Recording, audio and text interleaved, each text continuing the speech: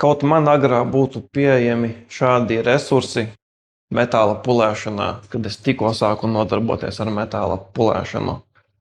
Es, protams, sāku ar alumīnija disku pulēšanu, un man ļoti pietrūka šitik labs kvalitatīvs pulēšanas komplekts. Es biju izgājis ļoti daudz komplektiem cauri, kas ir pieejami Latvijā, un viņi bija pa lielam metami miskastē.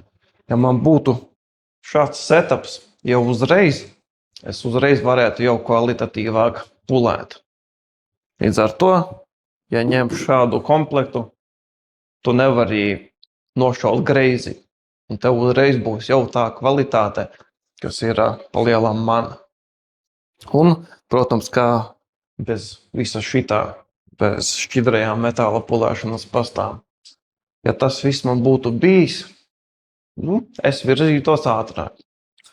Un tagad jums nebūs jāiet cauri šitam visam, kam es gāju iepriekš mācoties un tā tālāk, jo mūsu mājaslapas bloga sadaļā ir jau pieejamas visādas pamācības, kā kovat metālu, kā to pulēt, tādus metālus kā nerūsējošo tēraudu un alumīniju. Un arī tur ir pamācība, kā pulēt diskus. Pa lielam no A līdz Z. Viss setups, kas man bija vajadzīgs tā projekta veikšanai. Tā kā apmeklējam eldetailing.com un apmeklējam bloga sadaļu, un tur būs pieejamas foršas pamācības, lai tev nevajadzētu mocīties tā, kā to darīju es.